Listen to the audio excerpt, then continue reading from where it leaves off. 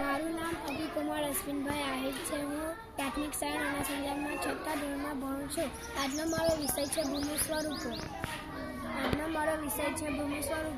આપણે ભૂમિ સ્વરૂપોમાં પર્વતના મુખ્ય પ્રકાર જાણીશું. આપણો પહેલો પ્રકાર છે ગેટ પર્વત. ગેટ પર્વત મોટે ભાગે સમુદ્ર તળિયાના પ્રદેશો કે જળાશયોના તળિયે એકત્ર થયેલા નિક્ષેપમાં બંને બાજુએથી દબાણ આવતા કરચલીઓ કે ગેટ પડે છે. તેના ગેટ પર્વતના મુખ્ય જાણવાના એ છે. ગેટ પર્વતમાં હવે ગેટ પડે છે તેને આપણે ગેટ પર્વત કહીએ છીએ. ભારતમાં આવેલો, એશિયામાં આવેલો, હિમાલય, યુરોપમાં આવેલો, આલ્પ્સ, ઉત્તર અમેરિકામાં આવેલો, રોકીઝ અને દક્ષિણ અમેરિકામાં આવેલો એન્ડિક દુનિયાના મુખ્ય ગેટ પર્વત છે. મારું નામ જાનવી કુમારી પરેશભાઈ પટેલ છે. હું પ્રાથમિક શાળા નાના સંજામાં ભણું છું. ધોરણ 6માં અભ્યાસ કરું છું.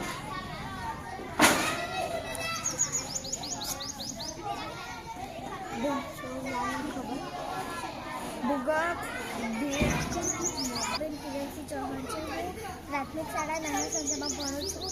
મેં ધોરણ 6માં ભણું છું. ખંડ પર્વત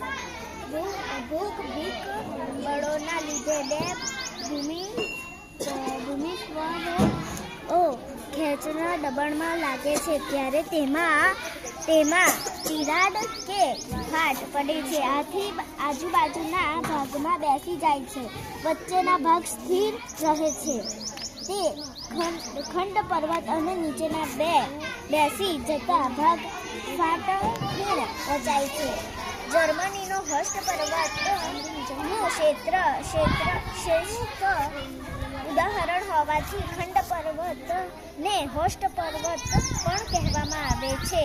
ભારતમાં આવેલા નીલગિરી, સાપુતારા, વિંધ્યાચલ પર્વત ખંડ પર્વતના ઉદાહરણો છે. મારું નામ હેતુબેન મહેન્દ્રસિંહ નકુમ છે. હું ધોરણ 6માં ભણું છું. હું પ્રાથમિક શાળા નાના સંજામાં ભણું છું.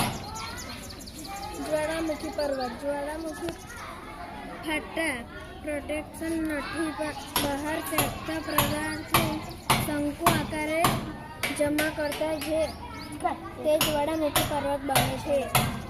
ઇટાલીનો વિસુવિસાઈ, ઇક્વેડોરનો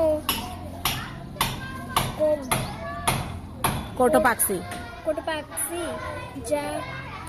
જાપાનનો ફ્યુઝિયામા અને ભારતના બેરન અંદમાન, પાવાગઢ અને ગિરનાર જ્વાળામુખી પર્વત ઉદાહરણ છે. ઓલવિસ પર્વત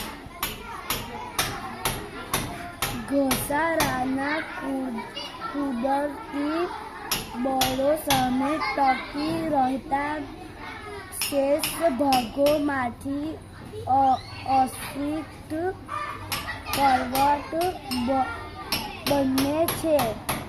હજારો વર્ષથી ચોપા ખડકો ઘસાઈને વહી જાય તે તથા નક્કર ખડમાંથી બનેલ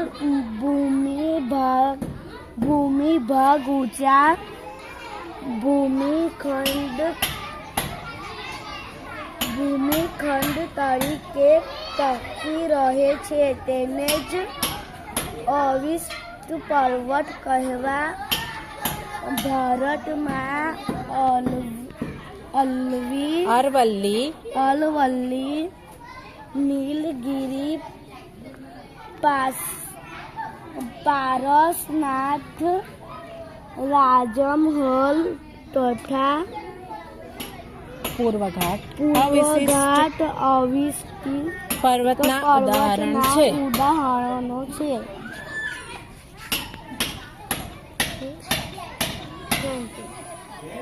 થેન્ક યુ.